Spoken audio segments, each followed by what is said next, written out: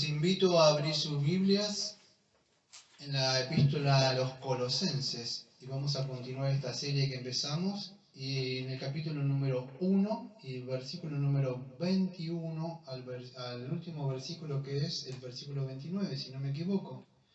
Y en esta ocasión le he decidido poner a este sermón la reconciliación por medio de la cruz.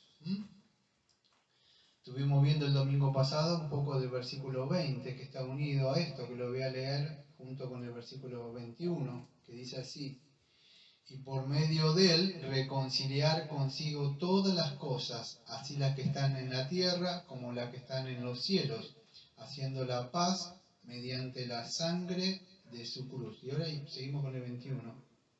Y vosotros también, que eran en otro tiempo extraños y enemigos en vuestra mente, haciendo malas obras, ahora os ha reconciliado.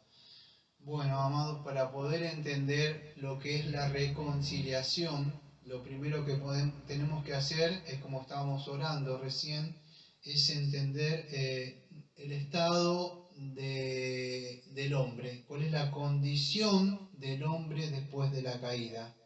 Entonces, para poder entender esto, que es la reconciliación que es lograda por medio de Jesucristo, debemos entender primero que Dios está enojado y está airado. O sea, debemos comprender que antes de la reconciliación, esto implica que hay un resentimiento o un enojo previo de parte de quien, o un disgusto de Dios hacia el pecador. Esto es importante, amado. Dios está enojado, o si quiere decirle está enfadado con el pecador.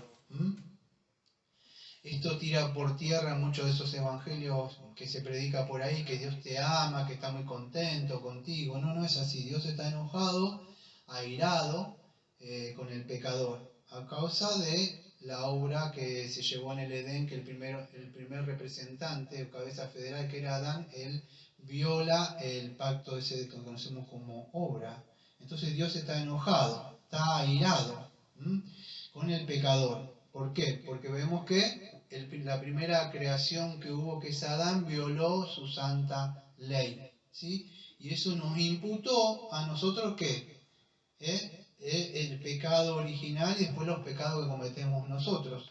Entonces es importante que podamos entender la reconciliación, porque en esa época, escucha un poco de historia, en esa época, cuando está Pablo, lo que está escribiendo ahora, es que en esa época creían que simplemente Jesucristo era una simple emanación, se creía que el hombre podía llegar a Dios por medio quizá de sus obras, haciendo esto o aquello, o por el conocimiento superior que podía haber. Había cierta escuela que, si usted se adhería, había ciertos misterios que solamente podían alcanzar a algunas personas de ellos. Y Pablo va a utilizar ciertas palabras que ataca a estas doctrinas, ¿sí? Entonces es importante poder entender esto, porque cuando entendemos la reconciliación debemos entender que estamos hablando de la encarnación, ¿sí? Porque para poder entender la reconciliación tuvo que Dios encarnarse, y eso es lo que vamos a ver acá. Entonces, un poco de lo que nosotros conocemos como esta muerte en nuestra sustitución del Señor Jesucristo, ¿sí?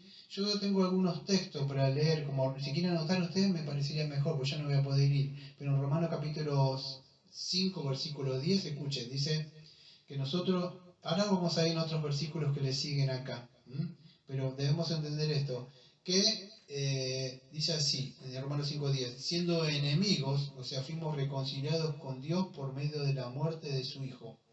Mucho más estando reconciliados seremos salvos por su vida. Entonces lo que vamos a ver en el día de hoy es la reconciliación, ¿sí? Se puede entender, pero también que el Señor Jesucristo se tuvo que encarnar, tuvo que encarnarse, venir, tomar cuerpo humano para reencarnar, para reconciliarnos con el Padre. Y en Romanos capítulo 5, versículo número 11, o sea, el otro texto dice así: no solo esto, sino que también nos gloriamos en Dios escuchen, la traducción dice así, por el Señor nuestro Jesucristo, lo que hemos recibido ahora, la reconciliación. Entonces, el Señor Jesucristo hizo esa reconciliación, ¿sí? O sea, podríamos decir, la reconciliación es importante para que podamos entender nosotros. El hombre está en un estado, escuche bien, porque yo cuando voy a decir esta palabra, muchos van a pensar, si ustedes han visto, yo he visto, no sé por qué el Señor me ha permitido ver muchas cosas, pero cuando era, ahorita otras de mis aventuras, cuando era joven, me acuerdo que tuve que acompañar a un amigo, y fui a un lugar de, no sé cómo le dirán acá, no sé cómo le dirán, no le quiero decir así para no faltarle el respeto, pero, ay, no sé cómo se... Personas que están mal de la cabeza. Está mal decir loquero, pero tiene un nombre eso. ¿Cómo? Institución mental, sí. De salud mental, sí, sí, ellos tienen tan mal, o sea, no tienen psicólogos, tienen psiquiatras. Personas que están mal, o sea, de la cabeza, algo le está fallando, no es que un psicólogo necesita depresión, no. Son personas que están mal. Por eso cuando hablamos de estado de enajenamiento, porque acá lo que toca esto es que la palabra escuche, la palabra, a ver si yo lo tengo acá, vamos a ver, escuche, vamos a ver en el otro versículo 21 ahí, y a vosotros también que eras en otro tiempo extraños, escuche, esa palabra extraño, me tomé el tiempo, si usted tiene su Biblia en el versículo 21, es importante, por usted extraño, ejemplo, capaz que viene alguien, entra alguien ahora y dice, hola, y dice, si quiere sentar, es alguien que viene a escuchar, y es un extraño, ¿sí? Eso es nuestro entendimiento, por lo menos para mí, de acá de mi país, es un extraño. Pero en la Biblia acá no aparece extraño la misma palabra. Es su palabra que aparece ahí extraño, en el versículo número 21, que, escuche, yo la estoy buscando, dice la palabra en el griego que es traducido como extraño es, ahora yo la voy a deletrar, pero a deletrar, es apeyotriomenos, A-P-E-W-L-O-T-R-I-O-M-E-N-O-U-S. Apeyotriomenos. Y esto me llamó la atención. ¿Qué significa? Por eso me lo anoté yo. Que esto que ha sido traducido acá, o literalmente, escuche, quiere decir transferido a otro dueño. Y esto es importante, extraño, porque cuando Satanás logra esa victoria, haciéndole que voluntariamente Adán peque y su mujer también transgredan voluntariamente, porque el pecado es voluntariamente,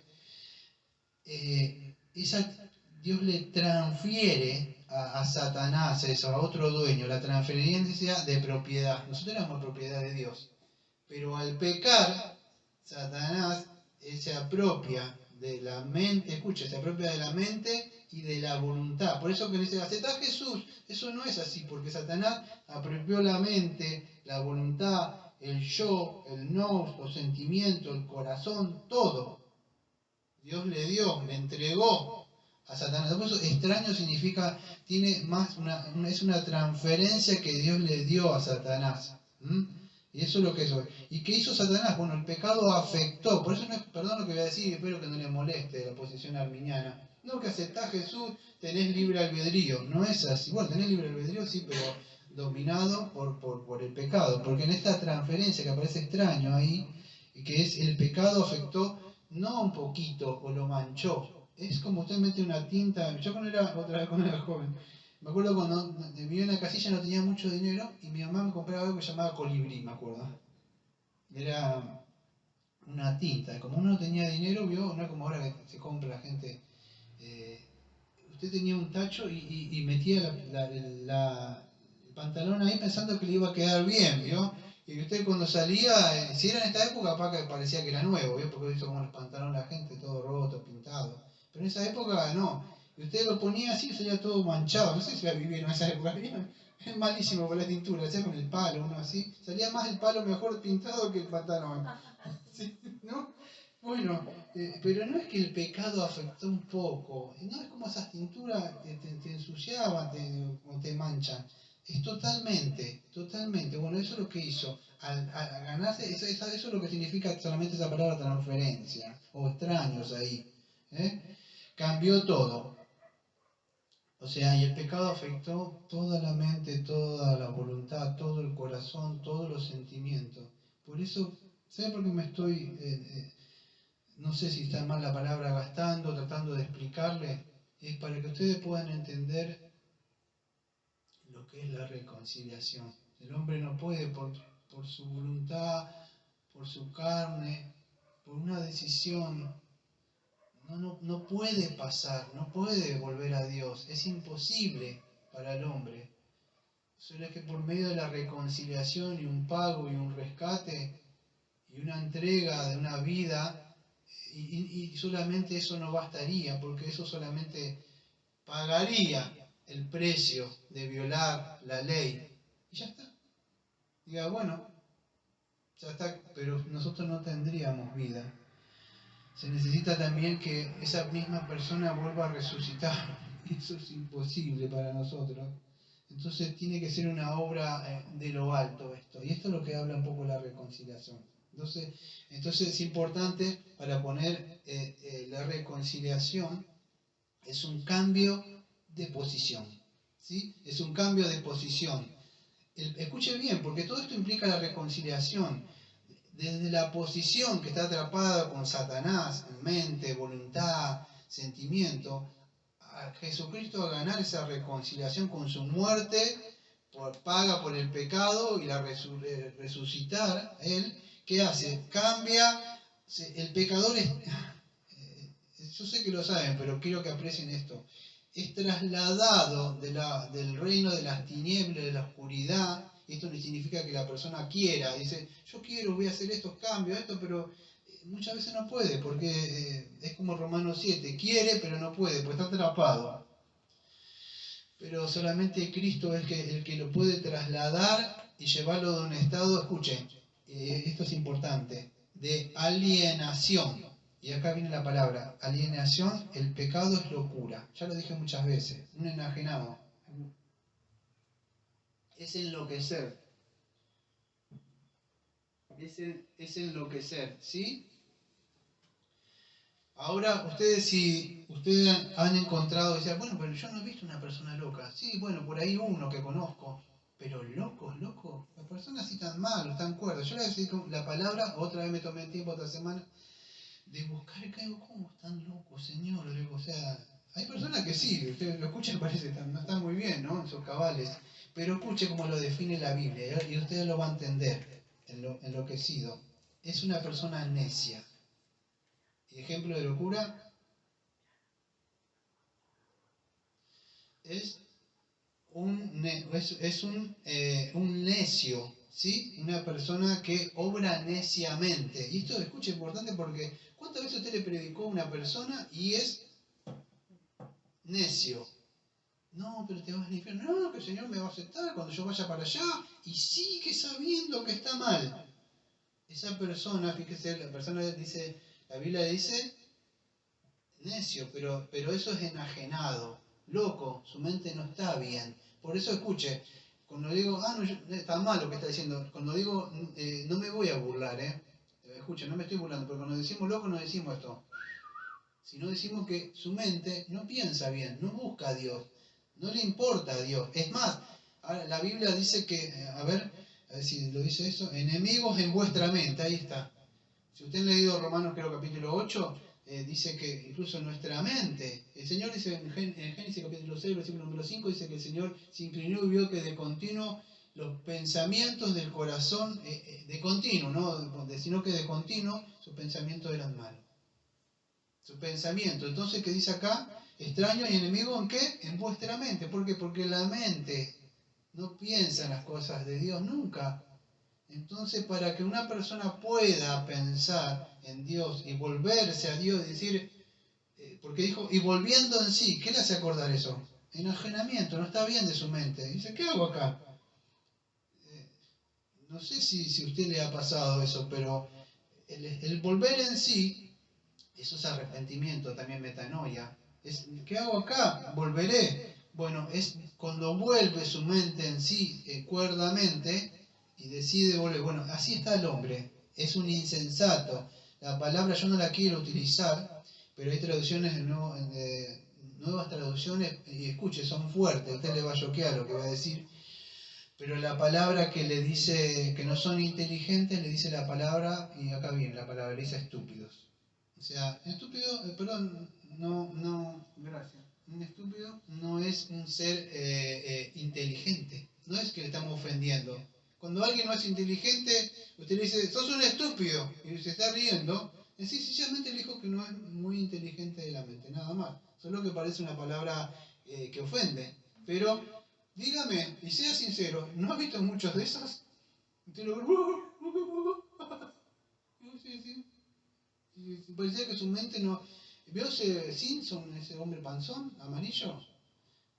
Eh, bueno, algo así. Su mente no está bien. Bueno, están locos, son insensatos, andan en las vanidades del mundo. En vez de buscar las cosas de Dios, no sé, ejemplo, hay personas, hombres grandes que yo he visto, que pueden estar 2 o 3 horas con un videojuego y estoy seguro que pueden estar más, seguramente. Pero nunca su mente va a estar en las cosas del Señor. Entonces, la mente está mal, son torpes, no buscan al Señor. Siguen su propio entendimiento, siguen su propio corazón, y eso es lo malo. Están bajo la maldición de Dios, del pecado. Entonces, para poder entender esto, ¿por qué le hablo todas estas cosas a ustedes que las saben? Es que para el hombre es imposible volverse a Dios. Por eso que solamente Jesucristo pudo vencer a Satanás, pudo vencer las tentaciones y el pecado. No hubo nadie más. Por eso éramos, la palabra se puede entender, extraños. Dios dijo, para que puedan entenderlo, mira, dice, ese es tu hijo. No lo conozco. O sea, es extraño para mí. No es que no lo conozca, es que no tiene ninguna relación. ¿Ve? Y enemigos en vuestra mente. ¿Por qué enemigos? Porque el hombre no tiene ningún deseo en su corazón de buscarle a Él. Entonces por eso que es necesario que tuvo que haber una muerte en nuestro lugar, o sea, un sustituto, una muerte vicaria, podríamos decir. Y eso solamente lo pudo hacer el Señor Jesucristo. Y eso es lo que nos muestra el versículo número 21 que estamos viendo. Ahora voy a avanzar un poquito más rápido. Y de ahí, escuche, versículo número 21. Vuestra mente, y si la mente está mal, y la mente lo que piensa, ¿qué es lo que va a seguir? Lo que es el texto. Malas obras. Porque las obras que hace, lea su Biblia en el versículo 21. Si la mente está mal, ¿qué hace? Claro, y la mente piensa en las cosas del Señor, ¿qué va a hacer? Buenas obras.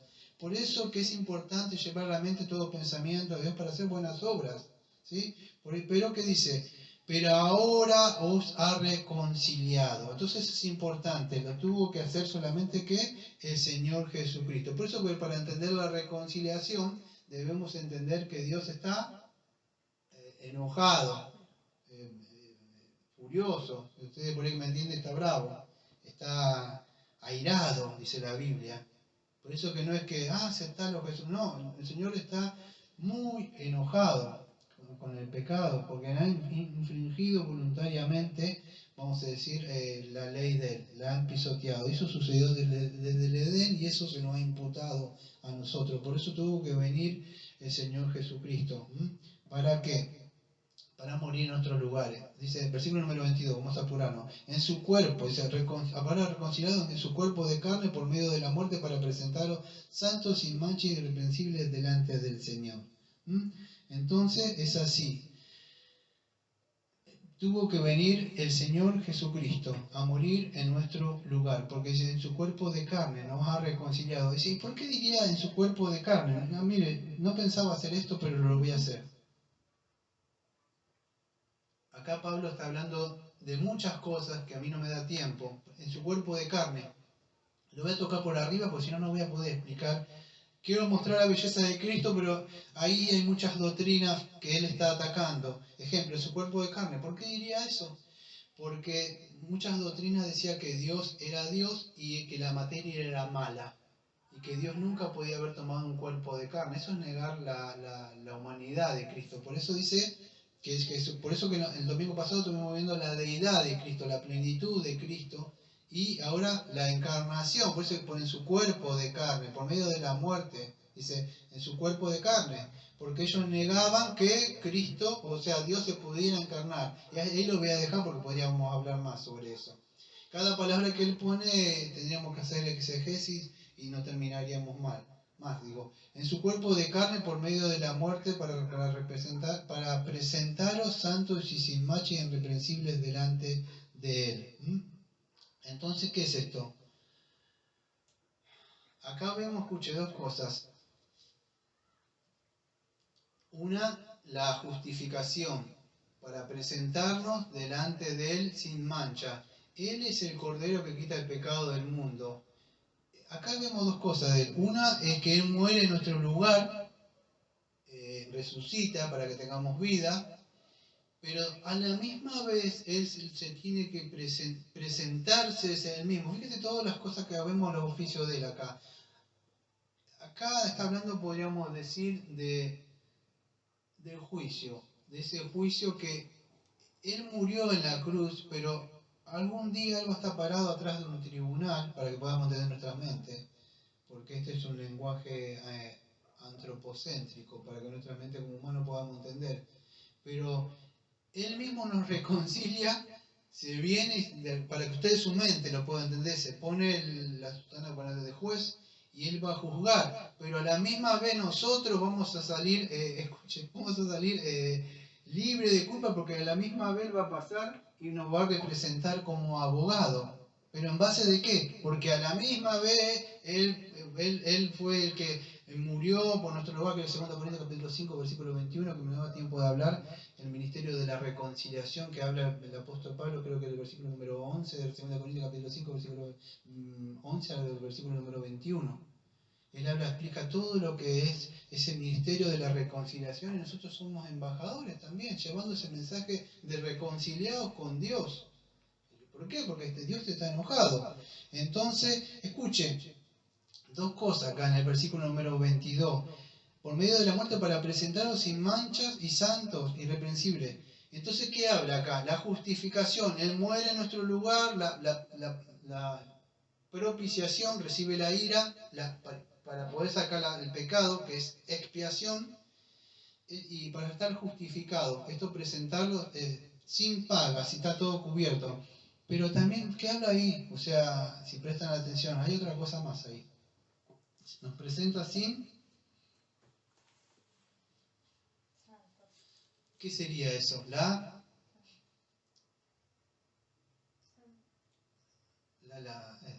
justificación y la santificación, muy bien. La santificación. Preste atención. Si Dios lo justifica, Dios me justificó, sí, perdón que no me esté burlando, pero que dicen, ustedes le escuchan, gloria a Dios, aleluya, amén. Y si Dios me ha justificado, y usted lo ve, y sigue como el mundo. Pero así lo va a presentar, de verdad te justificó, porque desde que te justificó te va a presentar como santo y sin mancha irreprensible delante de Él. Entonces, si Él empezó y ha justificado, Romanos capítulo 8, versículos 29 y 30, la cadena de la salvación, ¿se acuerdan? Lo justificó, creo que lo llamó, lo santificó, lo va a glorificar. No es solamente justificación, es santificación. Entonces, ¿qué hacen? Fíjese, la reconciliación que estamos hablando implica la justificación, la santificación y la glorificación. Yo fui salvo. ¿Fuiste reconciliado? ¿Y pero por qué se quiso así? No fuiste reconciliado. ¿Ves todo lo que tiene esa palabra de reconciliación? Tiene también la justificación y la santificación. Eso es lo que ustedes le dicen ahí. Él se lo va a presentar santo y sin mancha. Para que puedan entender, a mí yo estoy viendo muchos textos, no quiero ir a texto para no estar, pero él mismo se preparó a su propia novia, a su propia esposa. Él murió, dio su vida, ahora la está vistiendo, la está limpiando, y él mismo en ese día va a llegar. ¿Por qué? Porque el día que llega allá, él mismo también pagó todas las cosas de los pecados de ella. Creo que Efesios capítulo 5, versículo 25, que nos diga más a su esposa como si Cristo amó a la iglesia, que dio su vida santificándola, algo así. Creo que en el 5:25 algo así dice.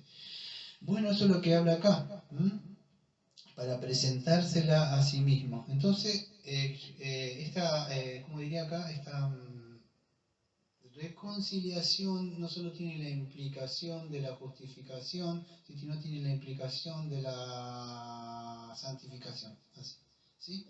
Entonces vemos todo eso. ¿Por qué estoy mostrando esto? Porque no solamente se trata, amado, de un simple decisionismo. Acepto a Jesús. Acá hay una obra divina, nada más. Él tiene que dar vida. Tiene que dar vida para que nosotros podamos ir a Él. Y eso lo hizo Él. Versículo número 23. Si en verdad permanecéis fundados y firmes en la fe, sin moveros de la esperanza del Evangelio que habéis oído, el cual se predica en toda la creación que se está debajo del cielo, del cual yo, Pablo, fui hecho ministro. Bueno, escuchen. Acá yo no tengo, no sé si tengo apuntes, no tengo. ¿De qué? ¿El versículo número 24 estoy leyendo? 23, bueno. Bueno, acá no lo tengo yo, pero voy a tratar de acordármelo. Yo creo que lo anoté en algún lado, pero voy a tratar de acordármelo. Es así, si en verdad permanecéis fundados firmes en la fe. Acá no está hablando de... Hay una doctrina que dice que nosotros podemos perder la salvación. Si nosotros permanecemos fieles, por eso que ellos siempre están así como tensionados. Porque si viene Jesús, viene un momento, otro, puedo llegar a perder, justo me encontró Jesús así, yo debo siempre permanecer. Siempre están haciendo todas las cosas. Vigilia a 5 de la mañana ayunando. ¿Por qué? Porque no sabes cuándo puede venir. Él abre la puerta y yo estoy de una forma, soy un, no sé, un paranoico del arrebato, algo así. No sé, lo acabo de inventar. Estoy cada uno. Pasó una moto, la mano fue y la trompeta. O suena la trompeta y... Perdón que lo diga, pero hay gente que así, ¿verdad? Está mal. ¿Esto se puede vivir como quiero? No, Romanos capítulo 6, versículo número 21 me dice que no. De verdad, pegaremos para que la gracia abunde. No, pero yo no puedo vivir en un estado de tensión y haciendo cosas porque no sucede así. Porque si en verdad permanecéis fundados firmes en la fe, sin mover en la esperanza. ¿Qué significa? Bueno, por ahí debe estar, no sé dónde está, pero está en algún lado está la confesión de fe nuestra, ¿no? Está por ahí, ¿sí? Ahí, bueno, ahí está la perseverancia de los santos, ¿eh? No, pero ahí está la perseverancia de los santos, ¿no? Sí, lo que está hablando acá es si en verdad nosotros tenemos fe, está bien. Si nosotros tenemos fe, ¿qué vamos a hacer? ¿La fe qué hace? Mueve. Claro, mueve, hace que permanezcamos. No, yo creí. ¿Cuándo fue? Y yo me acuerdo que levanté mi mano y fue en el 2000. A ver, pará. No sucedió así. Usted debe permanecer en la fe, constantemente caminar. Entonces, ¿cómo doy evidencia? Bueno, yo de verdad estoy firme en la fe. Si me muevo en la esperanza de ese evangelio.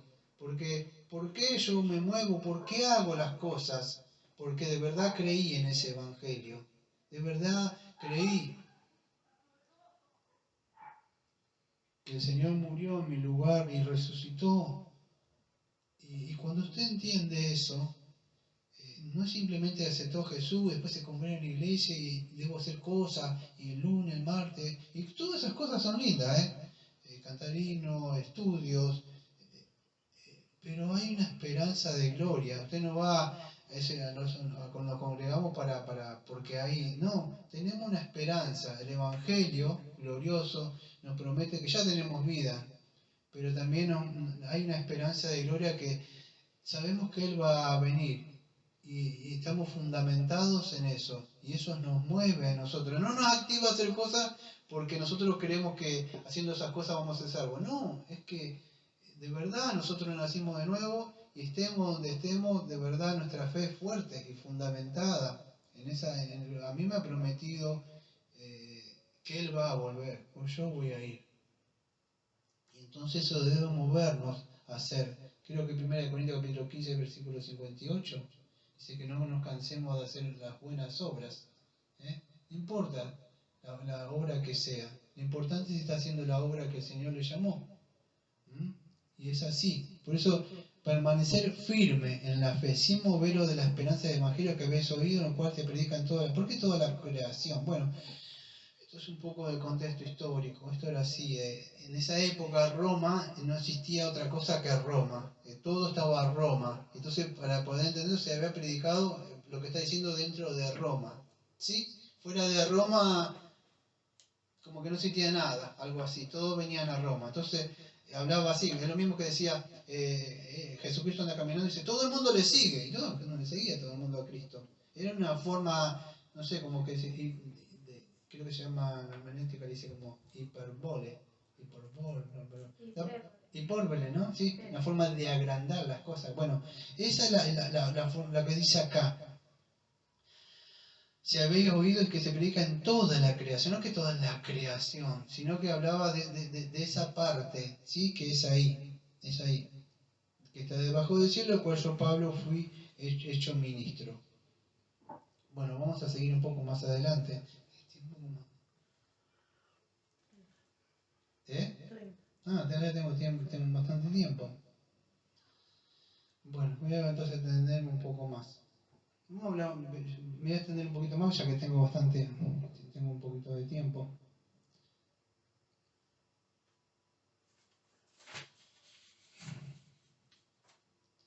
Vamos a hablar un poco del ministerio de Pablo.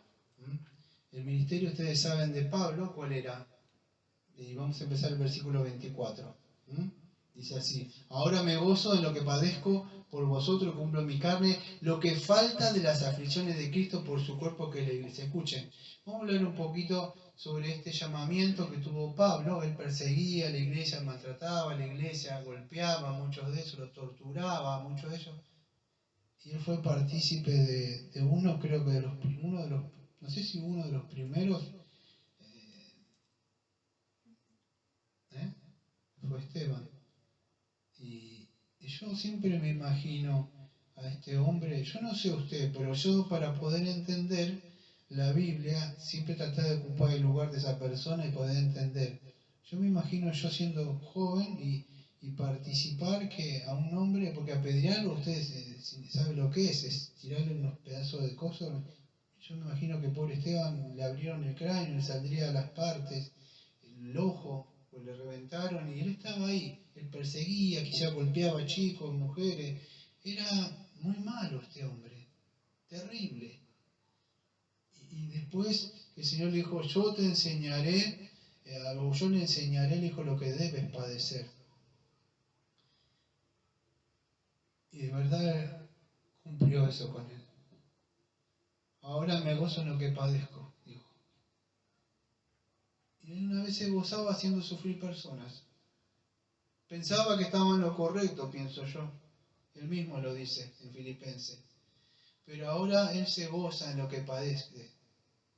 Escuche, y cumplo en mi carne lo que falta de las aflicciones, en el versículo número 24. Bueno, este es un texto un poquito difícil de entender. Pablo no está negando la obra, porque los versículos anteriores y toda la epístola que él escribe contradicen esto. Esto se llama analogía de la fe. Un texto que parece oscuro, usted lo compara con otros textos más claros y con otras cartas, epístolas que él mismo ha escrito. Él nunca está negando la obra de la sustitución de Cristo, porque dice, ahora yo estoy, ¿qué dice el texto? Ahora padezco, ahora me gozo de vosotros, cumplo en mi carne lo que falta de las aflicciones de Cristo. Él no está diciendo, Cristo hizo la obra, pero le falta un cachitito así. Entonces yo tengo que hacer lo que le falta a la obra de Cristo, ¿no? Porque Hebreos capítulo 10, versículo número 10, creo que dice que con un sacrificio, él, como que hizo toda la obra, si usted lo quiere buscar, ayúdame, pero dice que una sola obra hizo y ya está. Y mismo Cristo dijo, ya está todo cumplido. Entonces en la parte de acá, él no está diciendo, ahora cumplo en mi carne lo que falta. O sea, parece como que a Cristo le hubiera faltado un poquito y ya está. Con mi sufrimiento. Por eso que usted vio esos monjes, otros que se golpeaban, y el ascetismo, y el gnosticismo, y todas esas personas que se infligían cosas como con eso voy a tener. No está hablando de eso. ¿De qué está hablando? El ministerio no solo de Pablo. Si usted es un cristiano, una cristiana, téngalo por seguro. que hay una promesa para usted. Mateo capítulo 5, versículo 11, creo que está por ahí. Dice que así como persiguieron a los profetas y persiguieron a otros más, nos van a perseguir a nosotros, pero por causa del Evangelio. Creo que Pedro también habla que si somos perseguidos por causa del Evangelio, no por cosas que hagamos, desobedecer y hablan mal, sino por causa del Evangelio. Acá está hablando de la gran comisión. Él era no lo que hoy se conoce como misionero, él era un apóstol, un enviado. Pero tenía que pagar un precio para eso él. Y era sufrir. Por eso decía, ahora me gozo. En lo que, por eso decía, no se decía gozado una vez más gozado, porque no significa hacer la obra, pero estoy sufriendo. No dice, siempre usted lo escucha, dice, estaba preso en la carta a los filipenses, dice el capítulo 4, versículo 4, gozado una vez más gozado. Y lo está diciendo un hombre encarcelado. Acá también, en esta parte de Colosense, creo la epístola de la prisión es Colosense, Efesio, Filipense y creo que Filimón. Todos presos. Dice, me gozo en lo que padezco. Por vosotros, que cumple en mi carne lo que falta de las aflicciones. Ahora, ¿qué es esto? Bueno, la gran comisión hablan, amados. Yo no sé si tengo por acá anotado. Si acá lo tengo. Escuchen, esto sí lo anoté. En Juan capítulo 15, versículos 18 y 19, dice así: si el mundo os odia, sabed que me ha odiado a mí, antes que a vosotros. Versículo número 19. Recuerde que el mundo ama lo suyo, pero como no sois del mundo, sino que yo os escogí de entre el mundo, por eso el mundo os odia.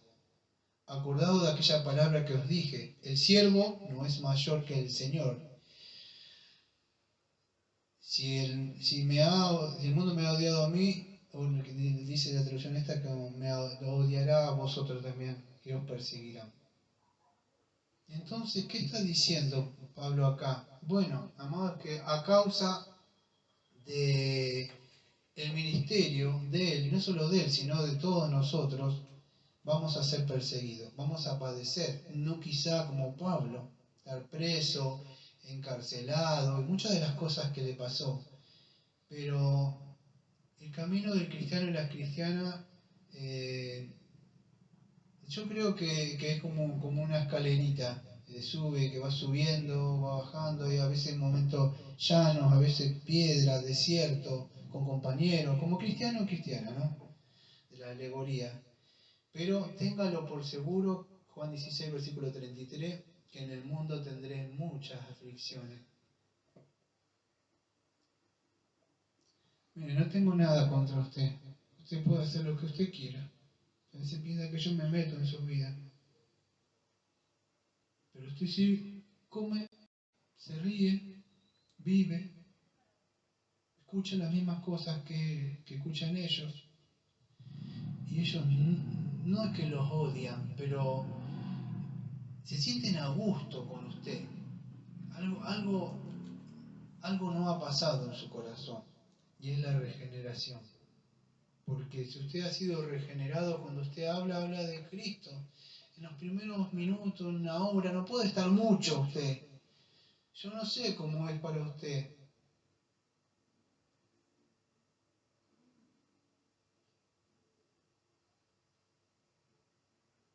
Yo me ahogo ahí afuera. No puedo sobrevivir mucho. O me apeno, pero no puedo. O sea, no puedo. O sea, ellos no nos aman, pero nosotros no nos odiamos. Pero téngalo por seguro que tanto como Pablo, como Esteban o como Juan, que estaban presos, o como otro, como Bunyan, van a padecerse. ¿Por qué estuvo Bunyan 12 años en una prisión? Tranquilamente Bunyan podía ir y predicar en otro lado. Es porque él predicó en esa época ilegalmente. Abrió su casa. Su hija era ciega. Su mujer no tenía para comer. Pero él decidió, ¿cuántas veces le abrieron la puerta y dijo, sal, pero no hables más, no prediques más? Y eran las mismas iglesias, amados. Pero tuvo que padecer, tuvo que subir aflicciones, como la estaba llevando Pablo. Entonces téngalo por seguro que nosotros vamos a padecer, pero Pablo dice por su cuerpo que es la iglesia.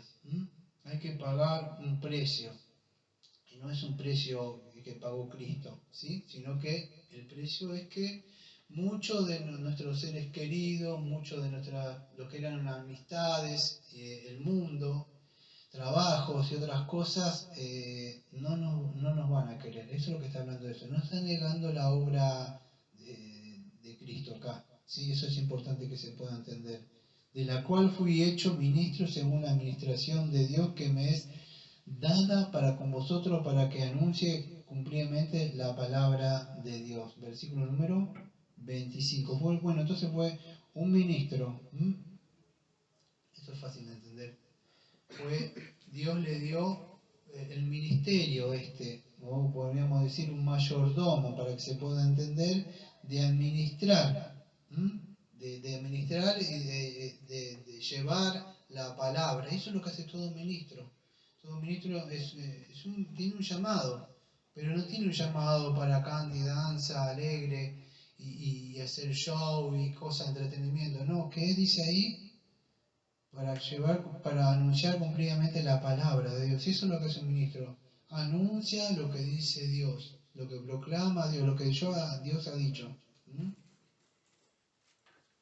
Y a causa de eso, que estaba preso, como muchos otros, como Juan, como muchos y otros más, por predicar la palabra cumplidamente. Versículo número 26. Acá viene esto un poquito complicado. El misterio que había estado oculto desde los siglos y edades, pero que ahora ha sido manifiesto a sus santos. El versículo número 27 dice, a quienes Dios quiso dar a conocer la riqueza de la gloria de este misterio de entre los gentiles, que es Cristo en vosotros la esperanza de gloria. Bueno, esto es un poquito ya difícil de entenderlo. El ministerio que se explica, escuchen. A ver si yo puedo ir. A ver otra Biblia acá. Acá tengo. Esto es Efesios capítulo 2. Perdón, capítulo 2, versículo 11 al 19.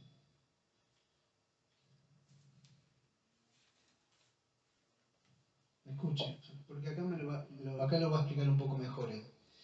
Efesios capítulo 2, versículo número 11 al versículo número 19. Lo voy a leer nada más, ¿está? Lo voy a leer nada más, presta atención. Efesios capítulo 2, versículo número 11 al 19. Reconciliación por medio de la cruz. Por tanto, acordado que en otro tiempo vosotros los gentiles en cuanto a la carne eran llamados sin circuncisión por la llamada circuncisión hecha con mano en la carne.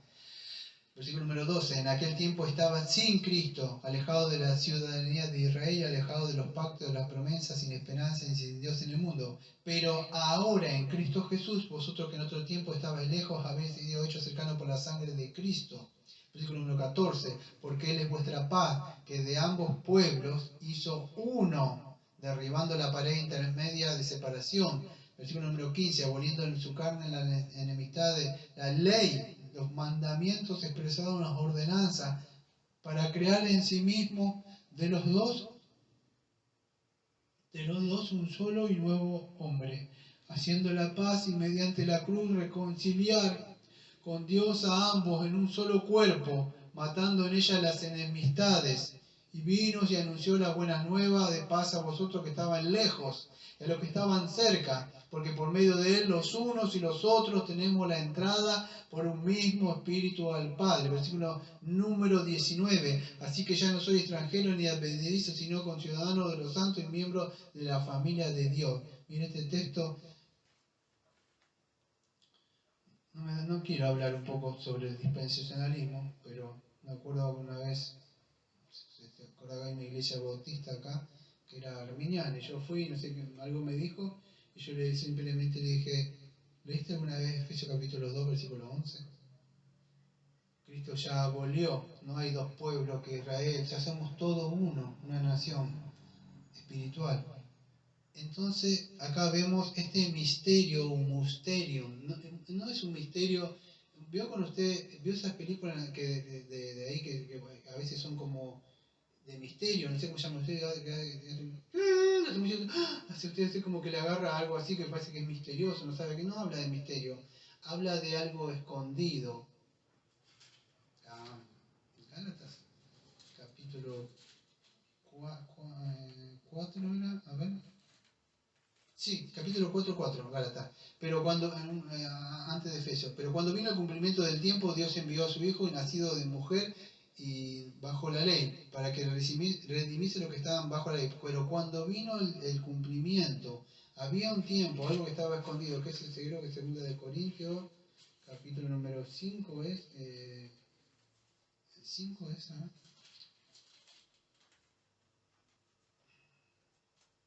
Versículo número 11 era. Sí, el misterio de la reconciliación. Acá está, 2 Corintios capítulo 5, versículo número 11. Conociendo pues el temor del Señor, persuadimos a los hombres, pero a Dios, y que es manifiesto que lo que somos, y esperamos que también lo sea para vuestras conciencias.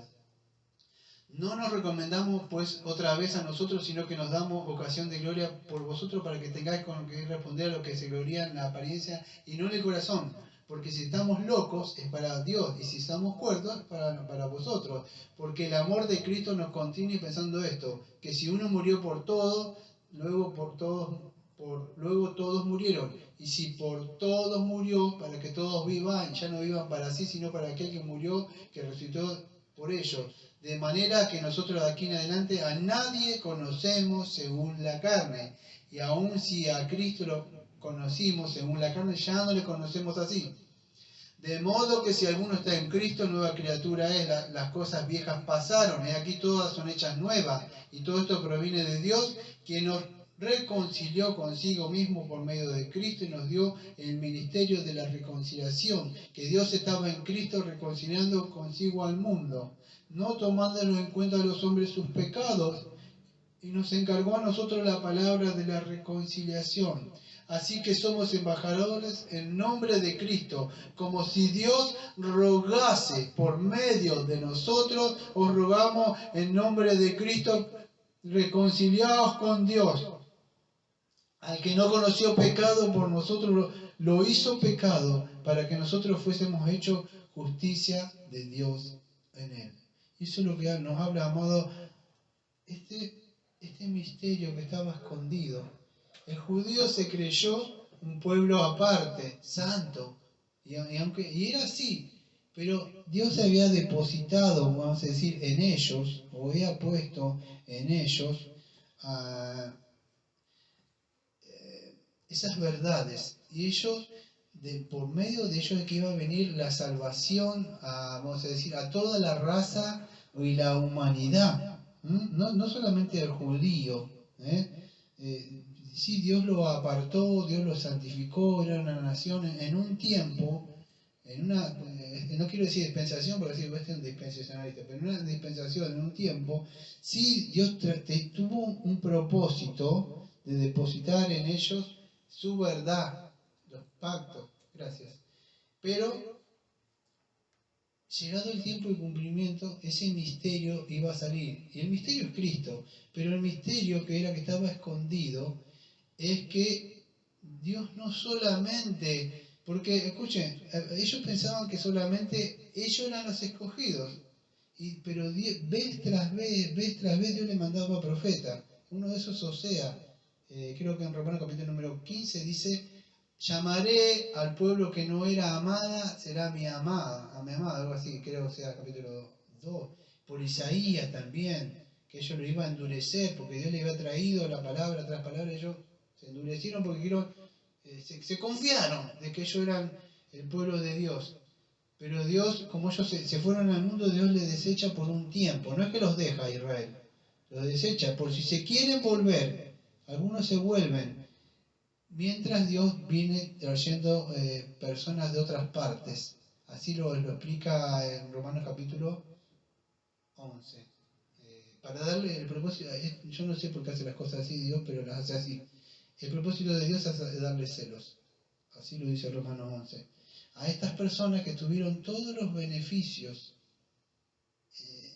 En sí, Israel era representante como el pueblo, la nación, era la esposa del Señor, pero Israel se fue y adulteró con Egipto, con otras partes.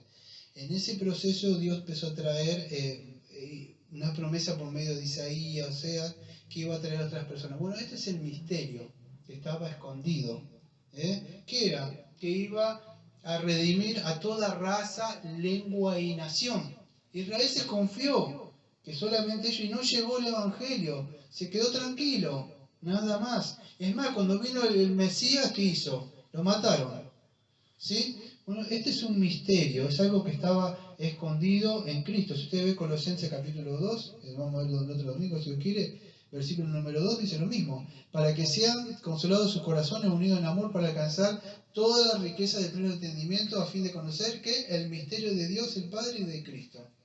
El gran misterio que estaba escondido y fue revelado y los anunciamos nosotros es que en Cristo hay salvación, en Cristo hay perdón de pecado, y eso es lo que anunciamos nosotros. El mismo Pablo lo dice, versículo número 28, voy a tratar de apurarme, me quedan 2 versículos nomás. ¿A quién anunciamos, amonestando a todo hombre, enseñando, qué cosa? A todo hombre, toda sabiduría, a fin de que presentar perfecto a Cristo, Jesús, a todo hombre. Versículo 29, para cual también trabajo luchando según la potencia en él, la cual actúa poderosamente en mí. ¿Ve? Es un gran trabajo que tenemos nosotros. La palabra trabajo es como, no es la palabra esa, pero es como agonizomai, no es que trabajo así. La palabra era hasta cansancio, estoy preso, estoy acá, no me importa, era como pelear en esa época en la arena, hasta lo último, estoy trabajando, estoy encadenado, no me importa. Mire, Pablo ha dicho, no me toca acá en esta cárcel, acá no está el Señor. Escuche, o Juan cuando estaba solo en el día del Señor, no, acá no está el Señor, yo quiero el gran ministerio a las naciones. No es así, amado. Él trabajaba arduamente, dándole, yo no quiero ir porque no me queda menos de 5 minutos. Pero imagínese toda una iglesia de Colosenses recibiendo una carta de un viejito que está preso. ¿Cómo puede ser que una persona tenga tanta fe y no ve nada? Para el mundo natural es cuando ve. Pero Pablo preso, después de una carta de la prisión de él, está dando ánimos a otras personas. Entonces, en estos minutitos que me debe quedar, lo voy a resumir en 3 apuntes que hice, nada más. El apóstol y su ministerio, para ir cerrando. En este ministerio de Pablo, vemos que Pablo nos muestra que todo cristiano y cristiana va a padecer y va a sufrir. Usted lo ve en el versículo 24. ¿Pero por qué va a hacer esto? Porque cuando usted, amado, y le puedo asegurar, abra su boca y quiera revelar el misterio escondido desde los siglos y anunciar que en Jesucristo hay perdón de pecados, no solo eso, justificación, somos santificados en Él. Es un misterio escondido por los siglos. Usted quiera correr el velo para que la mente sea iluminada cuando usted habla su palabra, usted no va a ser muy querido, de verdad. Entonces viene el sufrimiento. Y eso es. ¿Cuál es el objetivo? Ya termino. ¿Cuál es el objetivo entonces de la reconciliación que teníamos nosotros? Bueno, lo mismo lo dice. Es reconciliar al hombre con Dios. ¿Pero para qué? Fíjese, para presentarlo perfecto. ¿Cómo presentarlo perfecto? Bueno, cuando nosotros presentamos el Evangelio, la persona cree en Jesucristo, es justificado. O sea, como decía un cosito que se llama Balá, me acuerdo, que decía, hacía así. Bueno, veo que decía, 1 kilo de pancitos, decía, que son del 70 como yo, me mantengo. Decía así, bueno, así, perfecto, ¿sí? Es así, presentarlo perfecto. ¿Pero qué? Porque yo le predico, le llevo bien el Evangelio. No, es que al predicar el Evangelio, la persona arrepentirse y creer, la persona queda perfecta para ese día cuando Cristo venga. ¿Qué? Porque creíste en la obra perfecta, que es Cristo, la obra consumada. Por eso cada vez que le predicamos, una persona cree, tiene vida, esa persona ha sido justificada, está perfecta. ¿Pero por qué? Por la obra que ha sido en la cruz, que ha sido perfecta. Y eso es el evangelio que debemos llevar. Y ese es el evangelio que llevaba Pablo ahí, de reconciliar al hombre pecador por la obra redentora en la cruz, la obra perfecta. Y ahí es donde somos justificados, santificados. ¿Pero en base de qué? En base a la obra que hizo en la cruz, a todos los que creen. ¿Y esto qué es? Bueno, solamente es por un poder sobrenatural. Cierro con esto. Para lo cual también trabajo luchando según, escuche, según mis fuerzas. Si yo estuviera luchando en mis fuerzas, se lo puedo asegurar, estaría perdido. Según la potencia, el poder o el vigor, el dunamis que viene de él. Todos nosotros muchas veces caemos y nos alejamos como Jeremías y otra vez nos vuelve a levantar. Y aunque nosotros decimos, nunca más hablaré de ti, nunca más. Y otra vez, es un poder. Ese es el poder que tenía Pablo. Que un hombre natural mira y dice, no hay nada. Pero aquellos que tienen el dunamis o el poder de Dios, como dice Hechos capítulo 1, versículo 8, que Él nos va a dar el poder. Es un poder que trasciende cualquier entendimiento. Y esto es lo que tenía Pablo. Dice así, según la potencia de Él, la cual actúa poderosamente en mí. Y eso es lo que tenemos nosotros. Para llevar el mensaje, el evangelio, necesitamos el poder y la gracia. Espero que se haya podido entender en el día de hoy lo que quise decir. El hombre está mal, el hombre está desvariado, está loco, insensato, a causa del pecado, y por eso que es necesario la reconciliación, un sustituto, alguien que haga una obra, que pague la obra, que nosotros somos pecadores, deudores, muera en nuestro lugar, resucite y nos dé vida. Y eso es lo que anunciamos nosotros.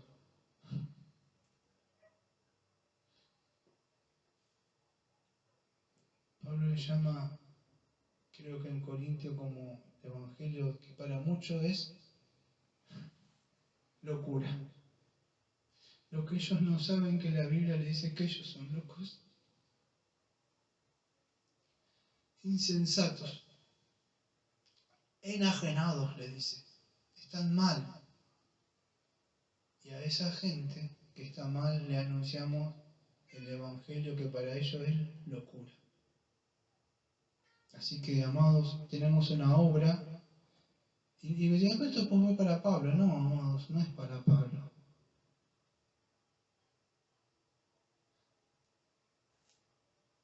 Mateo 28, versículos 19, 18 y 19. Hay una gran comisión. Y es llevar el evangelio. Marco capítulo 16. Es llevar y anunciar el evangelio. Por supuesto no lo vamos a hacer como él lo hizo. Pero tenemos el mismo mensaje que llevar.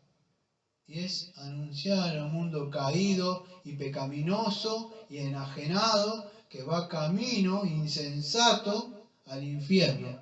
Y aún así nosotros somos embajadores, llevamos el evangelio. Tenemos el verdadero evangelio. Necesitamos el poder de él. Orar para que descienda el poder. Pedro conocía, pero no tenía ese poder. Usted después lo ve, a ese hombre tembloroso y miedoso, después lo ven en Hechos 2, era totalmente diferente. Hay un libro ahí que se llama Más que un carpintero, creo que lo leí ese año. Usted ve el autor ese a hombres miedosos, temblorosos, que se escondían, huían. Después lo ven a esos hombres morir, predicar, uno cabeza abajo.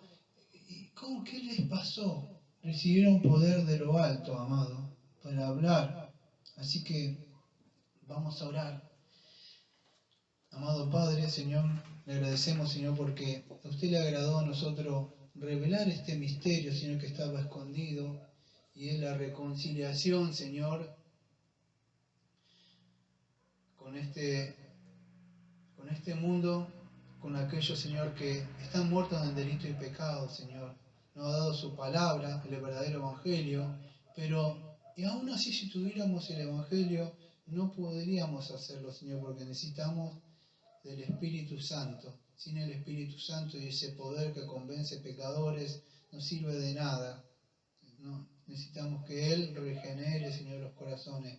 Le pido, Señor, que su Espíritu se esté moviendo, Señor, por acá, Señor. Que esté llamando a las personas, Señor, que de verdad, Señor, usted los ha escogido antes de la fundación del mundo, Señor. Le pido, Señor, que su obra sea fructífera, Señor. Que no sean vanas, Señor. Que vengan muchos pecadores, Señor.